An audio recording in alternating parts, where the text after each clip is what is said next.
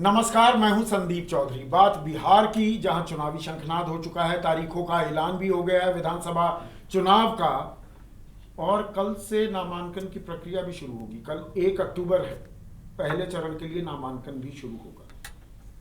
लेकिन जो एनडीए है, अभी उसकी शक्लो सूरत क्या होगी ये तय नहीं हो पा रहा है। एलजेपी है, नहीं है।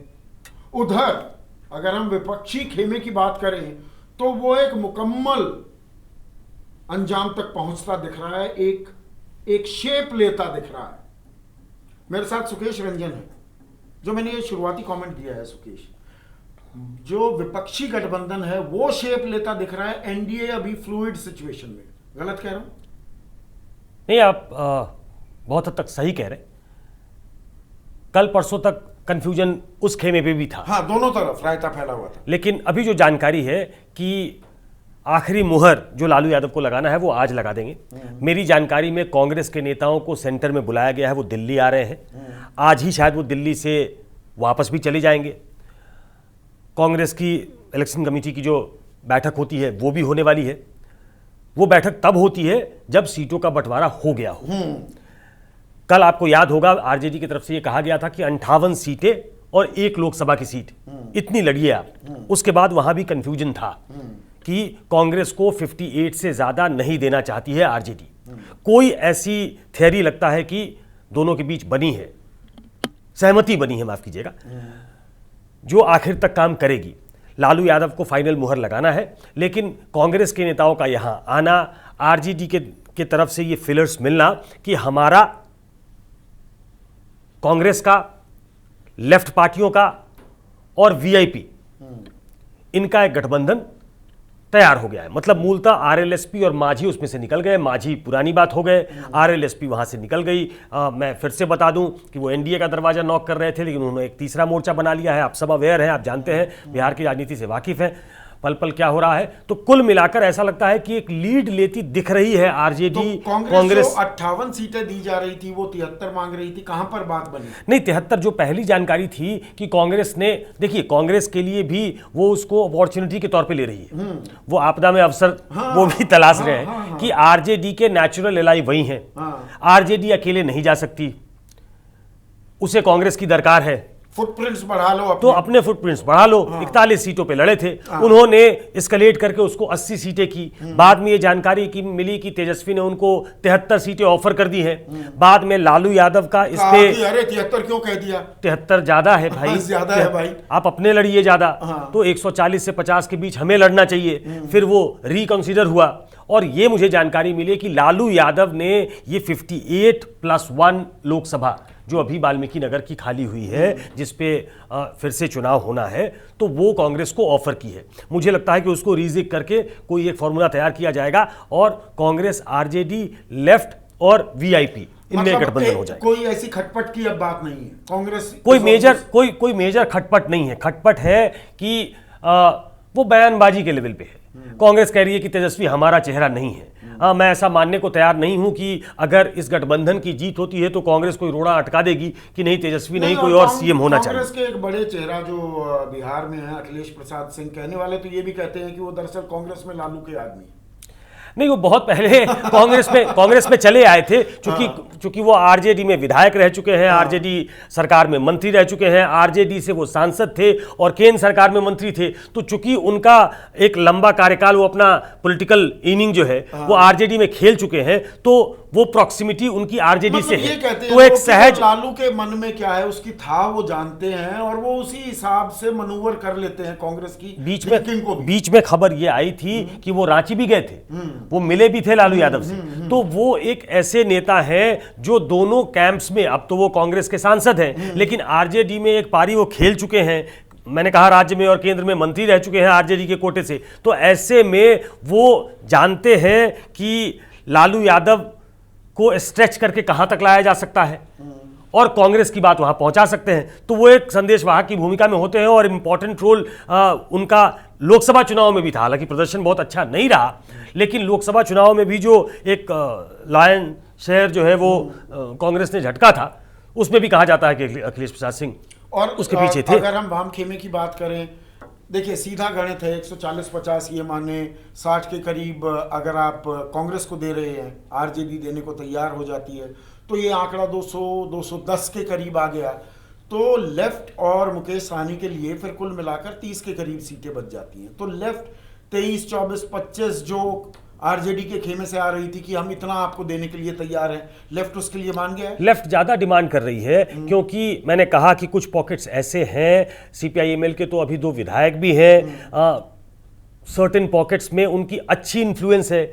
उनके काडर, आपको मालूम है कि लेफ्ट का जो काडर है वो जीते हारे, आप बाकी काडर को ये कह सकते हो, बाकी जनता को ये कह सकते हो कि वो जीतने वाले के साथ जाएंगे या वो कमिटेड काडर है इसलिए किसी के साथ जाएंगे। तो यहाँ पर एक और जो सीपीआईएमएल है उसकी पैठ ज्यादा है सीपीएम के मुकाबले, या सीपीआईएमएल वो ज्यादा मौजूदगी दर्ज कराते हैं। तो 12-13 सीट की भी बात हो रही थी कि तेजस्वी सीपीआईएमएल को 12-13 सीट देने के लिए वो डिमांड ज्यादा करेंगे, क्योंकि उन्हें लगता है कि इन्फ्लुएंस उनका उससे ज्यादा सीटों पे है, जहां वो आरजेडी और कांग्रेस के गठबंधन के वोटों को अगर जोड़ ले तो वो क्लियर विनर हो सकते हैं। अब बीच में क्या सहमति बनती है वो साझा एक प्रेस कॉन्फ्रेंस होगी, उसके बाद पता लगेगा। लेकिन मोटे तौर पे तेजस्वी यादव ने एक खाका तैयार करके लालू यादव के पास भेजा है। लालू यादव उसको, देखिए लालू यादव मेंटोर अब वही हैं, बिहार की राजनीति को वही समझते हैं, तेजस्वी को गाइड करने वाले भी वही हैं। वो सिर्फ आरजेडी के पॉलिटिकल वारिस नहीं है, वो लालू यादव के बेटे भी हैं। तो उनका पर्सनल इंटरेस्ट भी है उसमें कि तेजस्वी वहां खेले जहां वो स्ट्रांग है। वो क्रिकेट खेल चुके हैं, उनको मालूम है कि कहां मैं खेल सकता हूं ठीक से। तो वहां से जैसे मुहर लग के आती है, तो मुझे लगता है कि कांग्रेस, लेफ्ट, ये दोनों उस खेमे में रहेंगे। अब वीआईपी ने भी साफ कर दिया है कि वो उसी खेमे में रहने वाले हैं। तो एक गठबंधन ऐसा है जो दूसरे तरफ जो गठबंधन बन रहा है या बना हुआ था, जिसमें कुछ पेंच आपको दिखाई दे रहा है एलजेपी की वजह से, वो अभी ज्यादा सीमेंटेड लग रहा है कि थोड़ी सीटों की इधर उधर होगी लेकिन रहेंगे साथ। आपने लालू की जो मोहर की बात की है, देखिए लालू प्रसाद यादव भी ये जानते हैं कि he is at the fag end of his political career. सक्रिय राजनीति से तो वो बाहर ही है, मैं पॉलिटिकल करियर, पूरे मुकम्मल पॉलिटिकल करियर की बात कर रहा हूं। विरासत उन्हें सौंपनी है तेजस्वी को। तेजस्वी पोस्टर्स पर भी अपनी ही तस्वीर लगा रहे हैं। वो 15 साल का जो इतिहास है अपना, उसको वो दरकिनार करना चाहते हैं, उसको एक मुद्दा सेंटर स्टेज पर वो नहीं आने देना चाहते। पर लालू भी एक शातिर खिलाड़ी है। लालू अगर थप्पा लगाते हैं या ये सेंस जाती है कि लालू ही अभी फैसला कर रहे हैं, तो वो तेजस्वी का नुकसान नहीं कर रहे होंगे, या तेजस्वी वो दिखाएंगे कि तेजस्वी ने ये प्रपोजल भेजा, ये बिल्कुल ठीक है। नहीं, देखिए अलायंस को सीमेंट करने में, उसको कंसोलिडेट करने में तेजस्वी से ज्यादा बड़ा रोल, अहम रोल, इफेक्टिव रोल वो लालू यादव निभा सकते हैं। लालू यादव को बिहार की जानकारी उनकी उंगलियों पे है। तेजस्वी को ढूंढना पड़ेगा। वो 5 साल राजनीतिक करियर है उनका। लालू यादव पुराने खिलाड़ी हैं इस राजनीति के, तो बैकग्राउंड में वो बहुत बड़ा रोल प्ले कर सकते हैं। वो बेल पे बार बार बेल एप्लीकेशन लगाना, वो चुनाव के समय बाहर रहना चाहते थे, वो प्रचार नहीं कर पाते, वो घूम नहीं पाते, लेकिन वो एक बैकग्राउंड में रह के वो तैयार करते थे तेजस्वी यादव को। वो तेजस्वी, देखिए तेजस्वी लालू यादव के स्ट्रेंथ को रखते हुए वो अपनी जमीन को और स्ट्रेंथन करना चाहते हैं, उसको कंसोलिडेट करना चाहते हैं। लालू यादव की स्ट्रेंथ उनका मनूवर करना है कि वो कांग्रेस को हम पे तैयार कर सकते हैं, वो लेफ्ट के नेताओं से भी बात कर सकते हैं, वो अलायंस को सीमेंट कर दे सकते हैं। तेजस्वी का काम लोगों के स्मृति पटल पे वो जंगल राज का न आने देना है, इसलिए उन्होंने अपनी पोस्टर, अपनी तस्वीर लगाई है। 2005 में, बार बार बोलता हूं, 2005 में जो वोटर था जब ये सत्ता से बाहर हुए, और आज जो वोटर है, मतलब 2005 के चुनाव में जो बहुत छोटा था, वो आज वोटर है। उसके स्मृति पटल पे वो अंकित नहीं है, वो सुनता है। हो सकता है कि वो इस डिस्पेंसेशन से उसकी नाराजगी हो, उसकी पढ़ाई लिखाई, वो बाकी चीज जो अपने अराउंड होता हुआ देख रहा है, उससे वो प्रभावित हो, वो एक विकल्प ढूंढ रहा हो, वो उस विकल्प के तौर पे दिखना चाहते हैं तेजस्वी यादव। तो लालू यादव उनका बेस तैयार करके उन्होंने दे दिया है, तेजस्वी उसको आगे ले जाना चाह रहे हैं। और अगर हम एनडीए की अब बात कर लें, ये एनडीए में चिराग है कहाँ? दिए तले अंधेरा हो रहा है, ये हो क्या रहा है अभी यही नहीं मालूम। चिराग पासवान है एनडीए का हिस्सा या वो एकला चलो कर आग लापेंगे? 48 घंटे का अल्टीमेटम दिया था उन्होंने, मुझे लगता है कि वो अल्टीमेटम को थोड़ा बढ़ा दिया है उन्होंने कि हम बाहर हो जाएंगे, ऐसी जानकारी मिल रही थी। उनके जो स्टेट के लीडर हैं वो अभी भी कह रहे हैं कि चिराग हमारे मुख्यमंत्री के उम्मीदवार हैं। उन्होंने और एस्केलेट कर दिया है। जिस तरीके से चीजें एस्केलेट हो रही हैं वो एक संदेश देती हैं कि शायद वो एनडीए में नहीं रहने वाले हैं, वो बीजेपी के साथ तो रहेंगे। संदेश ये भी है कि वो बीजेपी के साथ तो रहेंगे, मतलब वो टैसिट अंडरस्टैंडिंग करना चाहते हैं बीजेपी के साथ कि हम आपके खिलाफ उम्मीदवार खड़ा नहीं करेंगे। हमारी दिक्कत नीतीश कुमार से है। बिहार में रूल मतलब नीतीश कुमार का रूल, तो हम जो भी नहीं हुआ है, जो हमारी अपेक्षा थी, जो हमारी पार्टी जैसा चाहती थी या लोग जैसा चाहते थे उनके मुताबिक, वो नहीं किया। तो किसने नहीं किया? नीतीश कुमार ने। वो 15 साल को अगर आप एक सरकार के तौर पे लें तो 2 साल अगर छोड़ दे, 1.5-2 साल, तो बीजेपी और जेडीयू दोनों सत्ता में रही है। लेकिन एक नैरेटिव वो बिल्ड करना चाहते हैं कि नीतीश कुमार इनइफेक्टिव है, नीतीश कुमार काम नहीं कर पा रहे हैं, बीजेपी तो अच्छा काम कर रही है, नरेंद्र मोदी अच्छा काम कर रहे हैं, तो वो ये कहते हुए निकलना चाहते हैं कि हम अपने दम पे चुनाव लड़ेंगे। लेकिन क्या निकलना चाहते हैं? मैंने आपको कल भी कहा था कि शायद पार्टी के अंदर उन पर दबाव है, जो उनके बड़े नेता हैं कि आप एनडीए में रहे। लेकिन एनडीए में रिस्पेक्टेबिलिटी क्या है, रिस्पेक्टेबल नंबर्स क्या है? क्या वहां रहना चाहेंगे या वो खेल बिगाड़कर आगे बढ़ना चाहते हैं कि हम खेल तो बिगाड़ ही सकते हैं किसी का? नहीं, खेल बिगाड़ने में वो अपना फायदा कहां तलाशेंगे?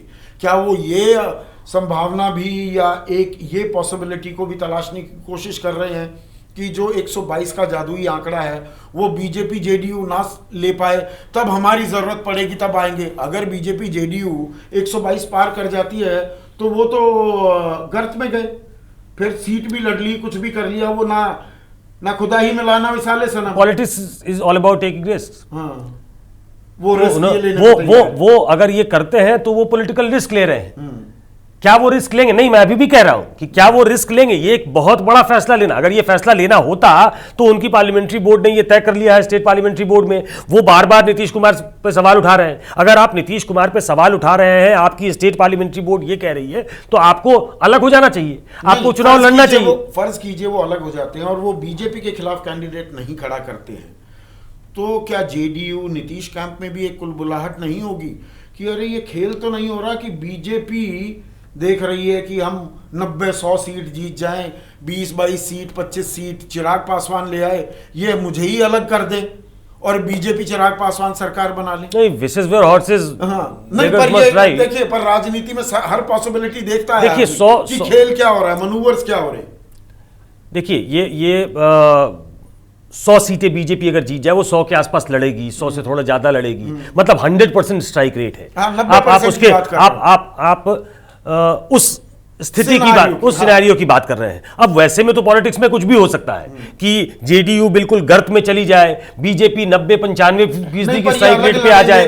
बीजेपी के खिलाफ उम्मीदवार नहीं खड़े करते, एनडीए में बने रहेंगे क्या, या रामविलास पासवान को मंत्री पद छोड़ना पड़ेगा? देखिए, रामविलास पासवान हॉस्पिटल में है, वो अपनी बीमारी का इलाज करा रहे हैं। अभी कैसा फैसला होगा मालूम नहीं, लेकिन ये अगर जेडीयू के खिलाफ उम्मीदवार उतारने का फैसला करते हैं तो बीजेपी को ये तय करना पड़ेगा, बीजेपी को ये पब्लिक बयान देना पड़ेगा, क्योंकि वो जेडीयू के साथ गठबंधन में है। वो ऐसा नहीं हो सकता कि नरेंद्र मोदी उनकी भूरी भूरी प्रशंसा करें और उनका एक सहयोगी एनडीए में रहते हुए हर जगह नीतीश कुमार को खड़ी खोटी सुनाकर उनके खिलाफ एक मैंडेट लेने की कोशिश करें। ये विरोधाभास, ये पैराडॉक्स जो है वो एनडीए में नहीं चल सकता। मैं पहले से बोल रहा हूं। तो चिराग पासवान को, माफ कीजिएगा, चिराग पासवान को यह फैसला करना पड़ेगा कि उन्होंने अगर कोई लॉन्ग टर्म राजनीति सोची है तो उसके हिसाब से उन्हें अगर बाहर निकलने की जरूरत पड़े तो वो निकलने के लिए तैयार है कि नहीं, ये उनको तय करके चलना पड़ेगा।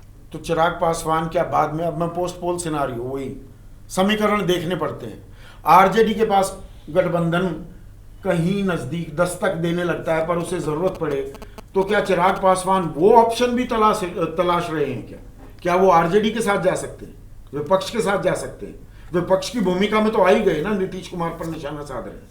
अब ये कहना अभी जल्दबाजी होगी, उनको चूज करना पड़ेगा कि उनको सेंटर में, वो बीजेपी से अपनी प्रॉक्सिमिटी खत्म करना नहीं चाहते। उन्हें ये लगता है कि नरेंद्र मोदी का सिक्का अभी भी चल रहा है, नरेंद्र मोदी का जादू अभी भी चल रहा है। बहुत आलोचना बहुत सारी चीज़ों पे नरेंद्र मोदी की हुई है, लेकिन जो चुनाव के नतीजे हैं वो उनके फैसलों को सही ठहराते हैं। ऐसा लगता है कि लोगों ने अपनी हामी भर दी है नरेंद्र मोदी के लिए। 282 सीटों के बाद विधानसभा चुनाव इस बात की गवाही नहीं देते हैं। उन्हें सेंटर की राजनीति करनी है कि स्टेट की राजनीति करनी है। लोकसभा के बाद आप देखिए, दिल्ली हो, हरियाणा हो, झारखंड हो, वहां पर बीजेपी को मुंह की खानी पड़ी है। महाराष्ट्र में भी सरकार नहीं बना पाई। मैं ये कह रहा हूं कि तेजस्वी को ये तय करना होगा कि वो सेंटर की राजनीति करना चाहते हैं या वो स्टेट में अपने पांव घिसना चाहते हैं। वो स्टेट में एक पैन स्टेट अपनी फुटिंग्स बनाना चाहते हैं क्या? अगर वो ये करना चाहेंगे तो वो ऐसे दल के साथ जाएंगे जिसकी सरकार बन रही हो, अगर ऐसी सूरत में जबकि वो सरकार बनवाने की स्थिति में रहते हैं। ये तय करना भी तेजस्वी को माफ कीजिएगा, चिराग पासवान को पड़ेगा। तो देखिए, समीकरण दिलचस्प होते जा रहे हैं और इसीलिए हम जितने घटनाक्रम होते हैं सब ताज़ा अपडेट के साथ विश्लेषण आपके सामने पेश करते हैं। आज के लिए, अभी के लिए बस इतना ही। नमस्कार।